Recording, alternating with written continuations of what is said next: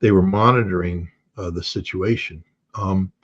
Iran is in a situation right now where they have made a strategic decision that they're going to wait for Trump to be inaugurated before they figure out what the next step is regarding Israel. That they're going to give Trump a chance to use diplomacy to resolve this issue, as opposed to having Iran attack Israel with 1,000 missiles and propel the region into chaos and anarchy.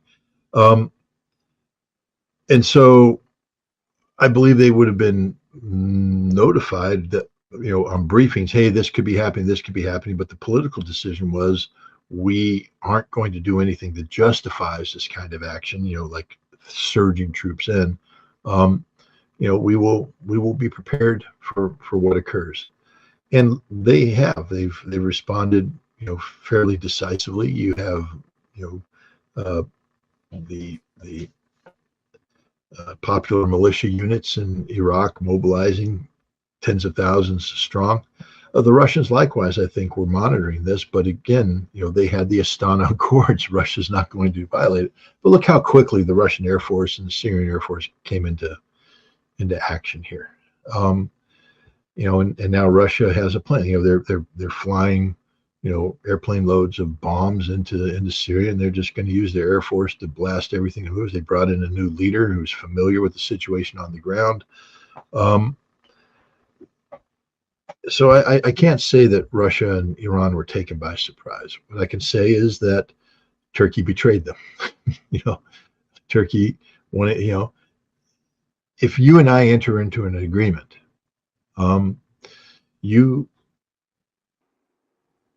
not only have a duty to faithfully abide by that agreement, but you might be inclined to believe that I too believe I have a duty to faithfully abide by this agreement. We may have disputes, we may argue, but at the end of the day, when you get up in the morning, you're thinking, all right, Ritter's going to abide by this agreement. We're going to go have more talks, but Ritter's going to abide by this agreement. And then one day you wake up and find out that I stabbed you in the back.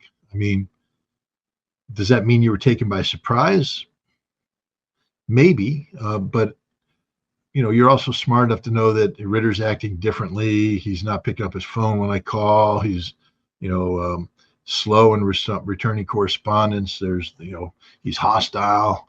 All this, so you'd have red flags going. And I think that's the situation with Russia and Iran. They had an agreement, the Astana agreement. Turkey was behaving funky, but they're not going to be the ones to rip up the agreement.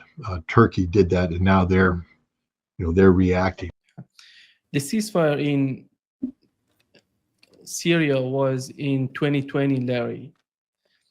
A ceasefire agreement between the government and these people, HTC, and there were other factions as well. HTS. Yeah, HTS. Sorry for that. Yeah, and there are other factions as well, Larry. Yeah. That's there's just not one. There are multiple factions. They still fight. They fight. It's like, who's the real Muslim? I've seen this kind of thing actually within what I'll call some Christian eschatological sects, where you get these small, they're really tiny groups of believers that convince that, hey, we are the true church of Jesus Christ. Jesus has we're the restoration church. We're the restoration branch. Then you got another little group over here. No, we're the restoration branch. We're the true believer. So they're all vying to prove who's the real one who's got the right connection with God. That's what's going on with this group of crazy Sunnis. Each one is we've got the direct line to Allah. We know what Allah's will is, and we're going to enforce it. And so they end up killing other Muslims. And there was a great commentary 3 or 4 days ago by Abdi Aludinov, a Russian Chechen Muslim military commander, and he's like, basically he says, hey, anybody who's out there telling you that they're Muslim and that the only way that they can serve God is by killing other Muslims. He says, they're speaking the words of the devil. That's the Antichrist. That's not Allah. That's the opposite of Allah. That's the devil. And I think, we put this into, theological terms, but I think Abdi Aludinov was exactly right. You gotta judge these people by what they do, the fruits of their work. Are they bringing life, or are they bringing death? And that's where, I think we talked about this a little bit on Friday. One of the hallmarks of what is happening out of the BRICS movement is that Russia and China are not busy going out trying to use force to compel other member countries to do what they want. They're treating them as equals. They're treating them as respected equals. And the people, those other countries, they understand that they're not being patronized. They understand that they're getting treated with respect. I guarantee you, Erdogan's not getting treated with respect by the United States. Are you kidding? The Europeans look upon the Turks as, these are slaves who belong in the sand. There's a very derogatory term that it's the N-word, and they combine the sand. It's used in the West to describe these kinds of people. Turks, they're not European. Ugh. They're not as bright. They're not as brilliant. They don't smell as nice. That's sort of how the attitude is. And yet these Turks allow themselves to be played like a bunch of chumps. And here's Erdogan going along with this. And understand, this didn't just start, last week or 2 weeks ago. Remember back in 2012 when the CIA had its base in Benghazi, Libya, and was collecting weapons in Libya, sending them to Turkey, to the Turks, who were then giving those weapons that had been collected out of Libya to these radical Islamist terrorists that were at the time trying to defeat Bashar al-Assad. Turkey was fully on board with that. And actually at the time had much broader support. He had the support of the Arab League. He doesn't now. He's now on the outs with the Arab League, in particular with what they're trying to do to Syria. That's why I said this situation has changed. So, there's the military situation, I think, will become clearer by, the end of the week, end of next week. Larry, there were two agreements in 2020 between the Syrian government and these Syrian rebels. And on the other hand, we had an agreement between Iran, Russia, and Turkey about demilitarized zones, which we're talking about Aleppo and Idlib. Yeah, these two cities. What's going on in your opinion if Turkey has decided to violate that agreement without informing, without sending any sort of sign to Russia and Iran? Well, at the time of this attack, Larry, it was unbelievable when it comes to Gaza, when it comes to the attack on Lebanon, and right now in Syria. Well, you're asking what would be their reaction, but you've already seen their reaction. Their reaction is twofold. It's both diplomatic and it's military.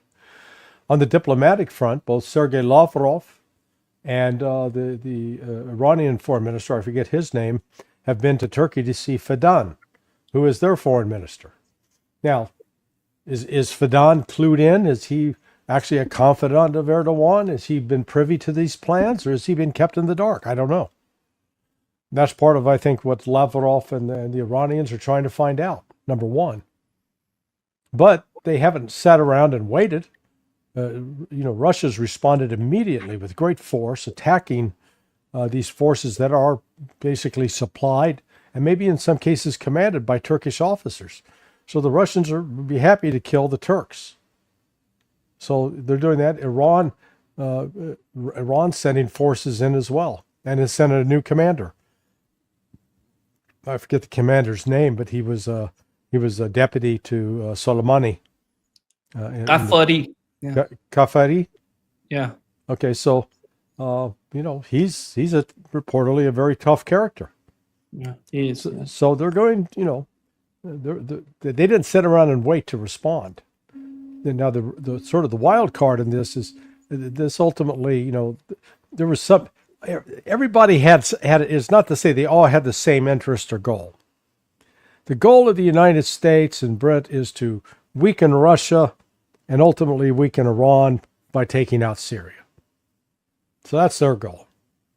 The goal of Israel, they'll get involved with this too because they want to weaken Syria and prevent Iran from rearming Hezbollah. So they want to try to weaken Hezbollah because they intend to go back and try to wipe Hezbollah out at the end of 60 days of that ceasefire. And hopefully the folks at Hezbollah are not foolish enough to believe that they could actually have a peace deal with Israel. It's not going to happen.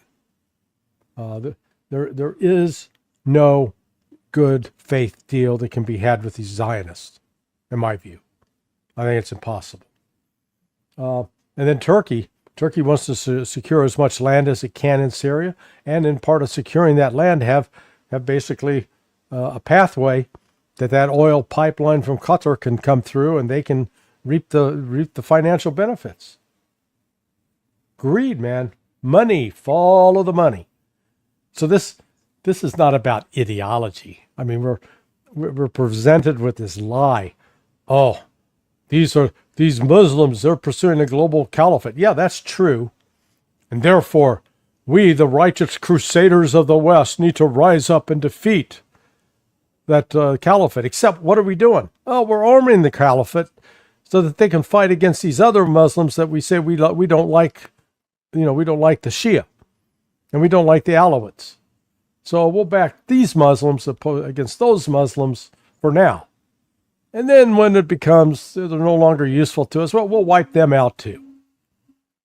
Yeah, you know, people don't understand how this game's being played. How much of what's going on right now in Syria is related to the conflict in Ukraine? Like everybody, I'm a prisoner of the data that's available. And I'm not in a position to independently verify or ascertain the veracity of the data. I put in a filter that removes things that just don't make any sense, things that seem outlandish, conspiratorial in nature, etc. And with what's left, the following picture emerges. That this conflict that's taking place now is a campaign that was meant to be launched in March of 2025. It's a campaign that was carefully planned out by Ukraine, the United States, Turkey, Israel, and the HTS and the Syrian National Army. It was meant to be timed when Ukraine was planning on initiating its own, counteroffensive for 2025. The idea was to create a crisis for Russia, for Ukraine to be involved in military action that would require Russia to dispatch sufficient resources to deal with that, and then hit them with Syria, and Russia would have insufficient resources and would have to peel this off and put Russia in the horns of a dilemma. That, I believe, was the strategic objective.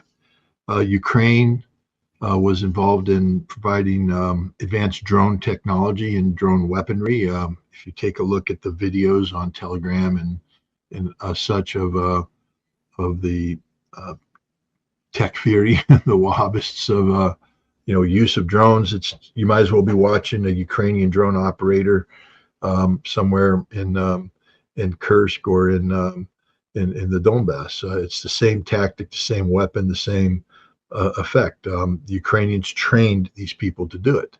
And it's a very effective weapon, especially if you haven't been accustomed to dealing with it. While the majority of Russian troops on the line of contact know damn well what these drones are. They've seen them, and they're lethal, but they have developed means of protecting themselves. The Syrians haven't been trained in this. They're still very much vulnerable to these drones. So that was the Ukrainian participation. The Israelis provided strategic guidance. I believe Israel is very much behind the desire to capture Hama and then drive onto Homs.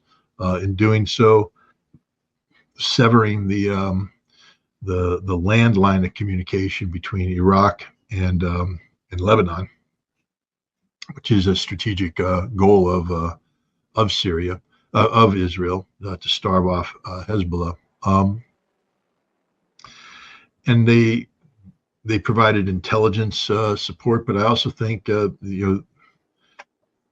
we had a case of exploding pagers and walkie-talkies. So clearly, Israel had either used the front that infected Hezbollah, the pagers of Hezbollah, but one would have thought that the Syrians would have done some sort of inspection protocol to make sure that their systems weren't corrupted, but or they set up a parallel scheme to infect Syrian raid. But either way, this was an Israeli initiative to blow it up, and they timed it for this. But I believe it wasn't supposed to be implemented until March.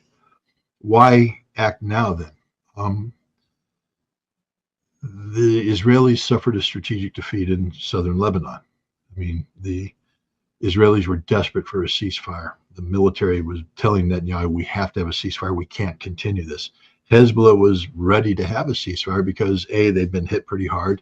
But I think the most important thing is that Hezbollah has transitioned away from being a resistance group exclusively into being a political party. And they have a duty and responsibility now to the Lebanese nation and to the Lebanese people that includes not facilitating conditions that manifest themselves in Israeli bombardment of Lebanese civilians, killing many thousands. And so Hezbollah was inclined to accept this ceasefire. Israel was desperate to have this ceasefire. But then Israel, Netanyahu was like, okay, if we do the ceasefire, though, we need to starve Hezbollah. And we have a plan, but that plan doesn't happen until March. I think the Israelis got the United States and Turkey to launch early. Turkey has a strategic relationship with Israel, the Israeli military, and Israeli intelligence. It goes back a long time. Back when Israel was first planning its airstrikes on Iran, Israeli Air Force planes would go to Konya, a Turkish air base in Konya, and fly, strike missions over the Anatolian Peninsula because they could have access to, a land range where they can practice, land navigation and practice the various tactics it would need to go into to Iran. Turkish intelligence and Israeli intelligence are very, very close. We see that in Azerbaijan, where Israel has established a very effective base of operations that's used to launch covert attacks into Iran, whether they be through viruses, through manned assassination, whatever. That couldn't happen without Turkey's knowledge and facilitation. And so there is this relationship, and I think the Israelis were able to prevail and get this attack to launch early. I think this is going to be a fatal mistake on the part of Turkey. Turkey was struggling already to get BRICS membership. They applied, and Erdogan took us on, and there was pressure placed on BRICS, and the answer was no. It's a consensus-driven organization, and people decided that Turkey wasn't ready, not a good fit. And Turkey's not a good fit. And Turkey's a worse fit now because of this, because Turkey, who did they betray? Iran, BRICS member. Russia, BRICS member. Syria, friends with, strategic allies with 2 BRICS members. This was just a stupid move on the part of Turkey. And they're not going to accomplish. This was an act of desperation. Idlib was protected because of the Astana agreements. now that Turkey has violated the Astana agreements, Idlib can be looked at realistically for what it is, which is a cancerous tumor on the region. And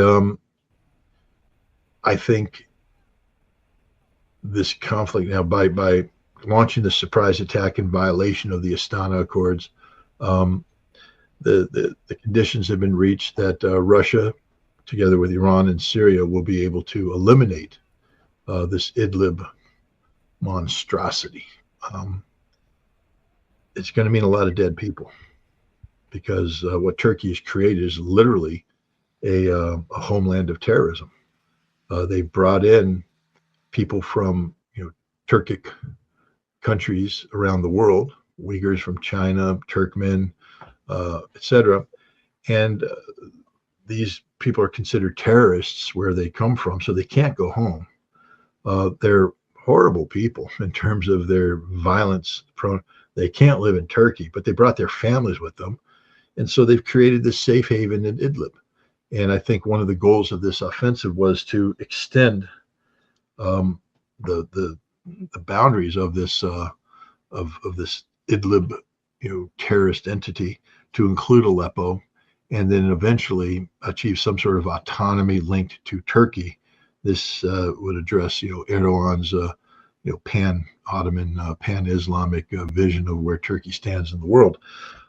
Do you think that the leadership in Iran and Russia were surprised by this move on the part of Turkey? If you remember, before the Israeli attack in southern Lebanon, Turkey was talking about, if Israel goes to southern Lebanon, invade Lebanon, Erdogan said, I'm going to send Turkish army to fight them.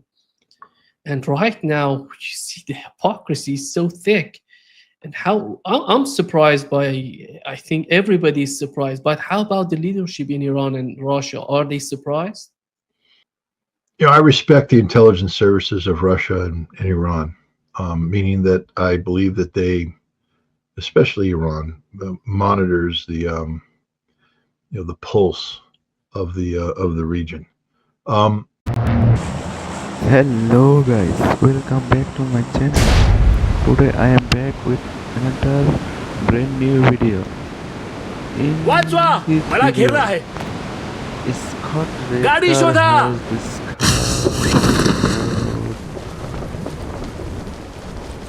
ongoing affair. So, if you like to watch video like this, you can subscribe my channel, because in my channel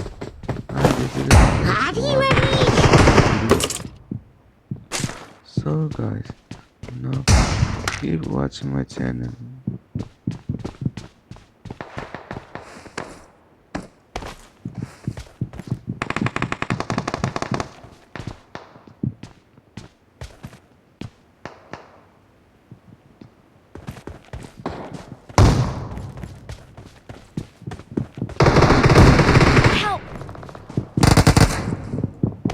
Thank you guys who are still watching my channel.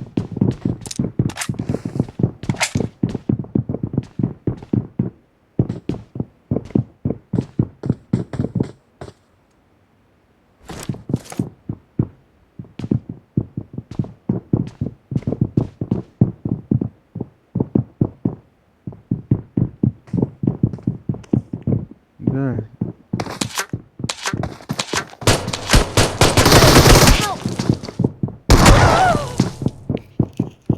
I am finished in this match. Only one of my teammates is still alive. Let's see what's happening in the match. We are all finished. Guys, if you like to watch videos like this which are war related, then you can subscribe my channel. Scott Ritter is an ex-army officer of US military.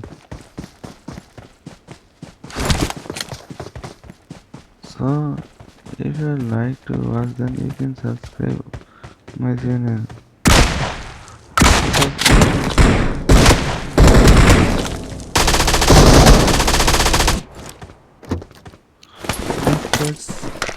In my channel, I daily upload war related videos which are described by Scottish and other war narrator which are widely known about war. So if you like only watch war related videos, then this is the best channel for you. You can easily subscribe the channel and you can be part of my YouTube journey, because with your help I can grow my channel. Without your help no one can grow the YouTube channel. So YouTube is best platform gain knowledge online. So you should consider watching YouTube, because with in current time digital knowledge means YouTube is a good platform for watching videos like entertainment, knowledge, education, anyone. So if you want to know about current affairs, then you can subscribe my channel, because in my channel I upload daily war related videos which are going on Israel, Iran, Russia, Ukraine or Syria too. So I hope this video will be enjoyable for you. If you really enjoy this video, then thank you and watch until the end. Now I am going to end this video from here.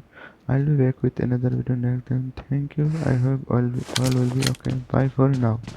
Thank you guys for watching until the end.